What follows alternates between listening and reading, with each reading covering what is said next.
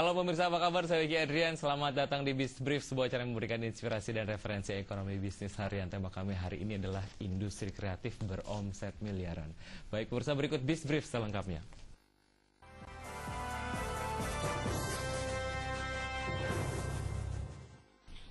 Industri kreatif di Indonesia semakin seru saja. Ini dapat dilihat dari semakin banyaknya pemain yang ada. Apalagi dengan kehadiran pelaku bisnis muda yang kreativitasnya tidak terbatas. Berikut liputannya. Industri kreatif di Indonesia semakin seru saja. Ini dapat dilihat dari semakin banyaknya pemain yang ada. Banyak sektor memberikan pilihan pada pelaku industri kreatif. Dinamikanya semakin terasa saja ketika kaum muda juga mengambil bagian dalam industri ini. Bayangkan, sektor bisnis yang sudah kreatif diwarnai pelaku bisnis muda yang juga sangat kreatif. Lihat saja keripik singkong Maici. Dengan pemasaran yang sangat kreatif, dengan memanfaatkan situs jejaring sosial, keripik singkong yang rasanya terdiri dari tingkat kepedasan yang berbeda ini semakin mendapat tempat di hati masyarakat. Bahkan, mereka mulai melirik pasar luar negeri sebagai langkah pengembangan bisnis produk tersebut. Beberapa pasar luar negeri yang sudah dijangkau antara lain adalah Jepang dan Singapura. Omset penjualan produk Maici semakin luar biasa. Diklaim hampir sebanyak 4 miliar rupiah per bulan. Saat ini, kapasitas produksi Maici sudah mencapai 60.000 bungkus. Bagaimana prediksi bisnis ini ke depan? Bagaimana mempertahankan bisnis ini sebagai tren yang berkepanjangan? Simak perbincangan kami kali ini. Jakarta, Tim Liputan untuk MNC Business. Ya, untuk membahas tema kami hari ini telah hadir bersama saya di studio Mas Reza Nurhilman atau Excel. Beliau adalah pemilik ataupun presiden dari Maici ya. Apa kabar? Excel, saya manggilnya Excel atau Reza aja? Excel aja. Excel aja ya. Ya. Oke, masih muda. Tadi ada yang kemudian perlu dibenerin ya angkanya ya, bukan 4 miliar tapi 7 miliar sekarang omsetnya. Alhamdulillah. Luar biasa. Masih muda, udah bikin sebuah usaha kreatif, kemudian omsetnya luar biasa. Gimana rasanya? Gak kebayang ya. Soalnya kalau saya lihat perkembangan usaha saat ini si Maici ini, dulu saya berpikirnya ya istilahnya kalau anak muda kan untuk bensin dan rokok-rokok doang mah gitu ya. Harapannya mungkin hanya sebatas itu awalnya. Tapi nggak, saat ini berjalan sekarang karena masih balita, bawah 5 tahun gitu ya. Jadi baru setahun setengah, hampir setahun setengah ya sudah di angka sebesar itu. Benar-benar kaget gitu, syok rasanya. Iya. Itu kalau bicara mengenai perjalanan bisnisnya, sebelumnya Excel itu memang konsentrasi di bisnis cemilan sebelumnya gitu, sebelum pegang brand Maici, atau memang ada kegiatan-kegiatan lain sebelum ini? Sebelum Maici memang saya sudah membangun sebuah usaha ya.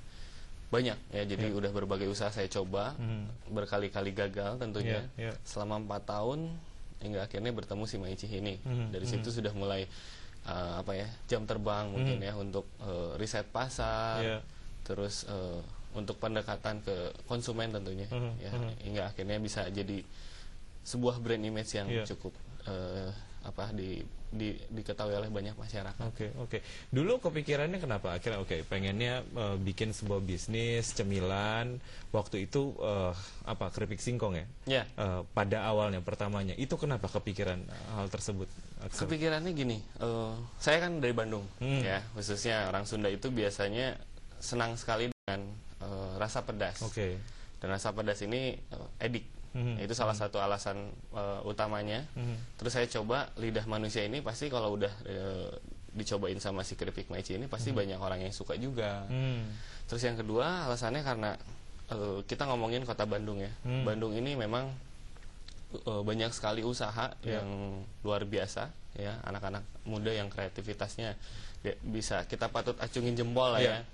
Nah, kita lihat kalau misalnya di Bandung sendiri usaha yang lagi ramai itu kan kayak baju ya, clothing zaman dulu ya, terkenalnya factory outlet. Nah, kalau misalnya kita lihat, saya ingat zaman SD nih ya, waktu zaman SD pelajaran kan, kalau misalnya kita mau usaha sebisa mungkin di bidang primer, sandang, pangan, dan papan. Kalau sandang tentunya ya pasti baju ini setiap manusia pasti butuh. Tapi kan nggak tiap hari juga belinya gitu ya. Atau kalau misalnya papan, rumah juga ya kita harus berteduh kan di rumah ya, usaha yang bagian properti atau yang pokoknya perumahan pasti kaya juga gitu. Nah, saya mau spesifiknya lagi di pangan. Tapi karena saya modalnya low budget, ya akhirnya membangun usaha kecil-kecilan spesifiknya di jajanan kampung. Ya, saya coba untuk naikkan kelas gitu agar lebih bergengsi. Gitu.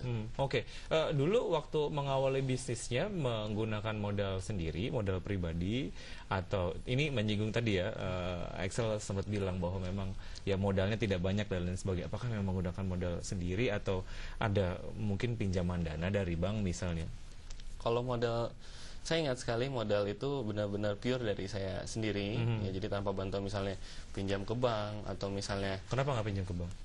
Karena saya nggak mau ngambil resiko juga. Ya. Beresiko dan ribet ya katanya. Iya, ribet dan susah juga itu prosesnya. Jadi karena memang saya nggak ibaratnya saya mau tergantung sama siapa gitu. Orang tua pun waktu itu saat itu ekonomi drop. Jadi saya pikir saya berjuang benar-benar dari nol, ya modalnya juga sebenarnya nggak besar-besar amat. Gitu. Waktu itu pertama kali apa yang dilakukan? Tadi sempat dibilang bahwa ada semacam riset ya, riset pasar. Sebetulnya gimana sih masyarakat Kota Bandung waktu itu menyukai makanan, apa yang mereka sukai dari makanan? Ternyata adalah rasa pedas tadi. Apa aja yang dilakukan pada saat riset itu, Axel? Sebenarnya saya langsung menyebarkan ke teman-teman terdekat tentunya ya. Jadi target pasar saya itu adalah anak-anak muda sebenarnya. Saya ingat waktu itu teman-teman kampus, teman-teman saat akademis di SMA dulu di Bandung, juga saya coba tawarkan si Maicih ini. Hingga akhirnya kalau anak-anak muda biasanya kalau ada sesuatu hits ya, sesuatu yang lagi populer dan dia suka, dia pasti menceritakan dengan cara word of mouth. Nah itu dia, jadi pemasaran kita yang sangat efektif sebenarnya dari mulut lewat mulut, walaupun agak jijik gitu ya. Habis itu akhirnya sampai dengan sekarang banyak kemudian followers ataupun ya konsumen setia lah ya dari Maicih yang sampai dengan sekarang ya menyumbang omset yang luar biasa ya. Kita masih punya banyak segmen dan saya juga masih punya banyak sekali pertanyaan, akan saya tanyain sesaat lagi, Axel. Baik pemirsa, kami akan segera kembali setelah jeda berikut, jangan kemana-mana.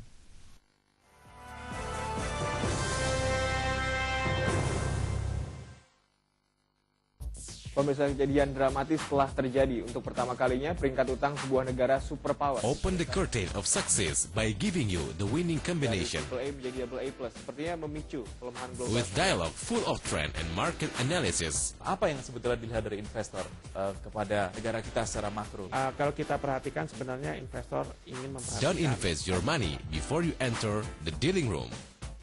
Only on MNC Business. One program that will help you to look into your business future.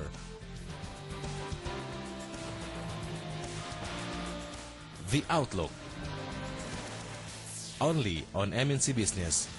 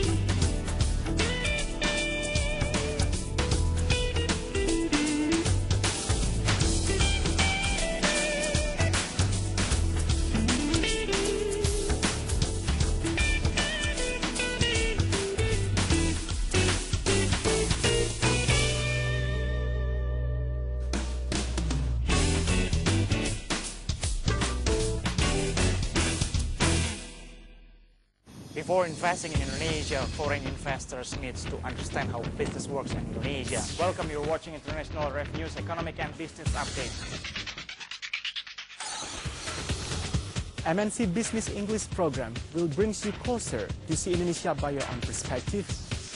How competitive is actually the Indonesian textile Competitors it should be first. Only on MNC Business English programs. Put you first, do you best. Jumpa lagi dalam Stock Shot. Selama 30 menit ke depan kita akan membahas Market movement review from opening till market closing. Stock Shot only on MNC Business.